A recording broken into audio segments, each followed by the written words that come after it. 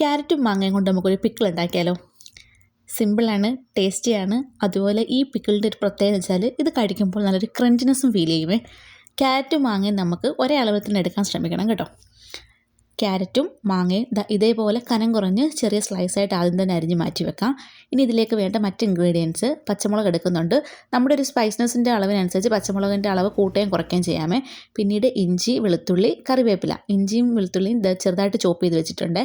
ഇനി ഒരു പാൻ ഒന്ന് ചൂടായി വരുമ്പോഴത്തേക്ക് അതിലേക്ക് 2 ടീസ്പൂൺ വെളിച്ചെണ്ണ ഒഴിച്ച് 2 ടേബിൾ സ്പൂൺ കടുകും കടുകിൻ്റെ പകുതി എമൗണ്ട് ഉലുവയും ഒന്ന് പൊട്ടിച്ചു കൊടുക്കാം.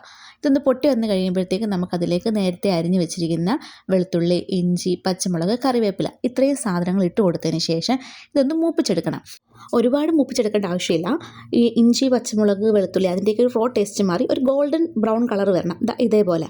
ഇനി ഈ ഒരു പരുവത്തിൽ എത്തിക്കഴിയുമ്പോൾ നമുക്ക് തീ ഒന്ന് കുറച്ച് വെച്ചതിന് ശേഷം ഒരു 1.5 ടീസ്പൂൺ മഞ്ഞൾപ്പൊടിയും 1 ടീസ്പൂൺ കായപ്പൊടിയും കൂടി ഇട്ട് കൊടുത്ത് നന്നായിട്ടൊന്നും കൂടെ ഇളക്കി മിക്സ് ചെയ്ത് വെക്കാം. ഇനി നമുക്ക് അരിഞ്ഞ് വെച്ചിരിക്കുന്ന ക്യാരറ്റും മാങ്ങയും ചേർത്ത് കൊടുക്കണം. ആദ്യം ക്യാരറ്റ് ഒന്ന് ചേർത്ത് കൊടുത്ത് അതിൻ്റെ ഒരു റോ ടേസ്റ്റ് മാറുന്നതിന് വരെ ഒന്ന് വഴറ്റിയെടുക്കണം.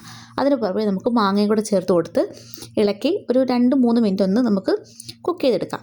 അതിനുശേഷം നമുക്ക് ഇതിലേക്ക് ആവശ്യത്തിനുള്ള വിനെഗർ ചേർത്ത് കൊടുക്കുന്നുണ്ട്, ഉപ്പും ചേർത്ത് കൊടുക്കുന്നുണ്ട്. വിനെഗർ നമുക്ക് അച്ചാർ ഒരു ലൂസ് കൺസിസ്റ്റൻസിയിൽ വേണമെങ്കിൽ കുറച്ചധികം ചേർത്ത് കൊടുക്കുന്നുണ്ട്, കുഴപ്പമില്ല. ഇല്ലെങ്കിൽ ഒരു 4-5 ടേബിൾ സ്പൂൺ വരെ ചേർത്ത് കൊടുത്താൽ മതിയാകും കേട്ടോ.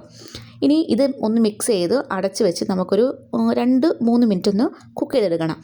ഈ ഒരു സമയത്തേക്ക് നമുക്ക് അച്ചാറിൻ്റെ ആ ഒരു ഫ്ലേവറൊക്കെ ഇറങ്ങി അതിൽ പിടിച്ചിട്ടുണ്ടാവുമേ.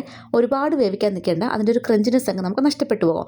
ഇനി ഇതിൻ്റെ ചൂടാറിയതിന് ശേഷം നമുക്കൊരു എയർ കണ്ടെയ്നർ ബോട്ടിലേക്ക് മാറ്റി യൂസ് ചെയ്യാവുന്നതാണ്. ഇത് കേടുകൂടാതെ 1 മാസം വരെ നമുക്ക് യൂസ് ചെയ്യാം കേട്ടോ.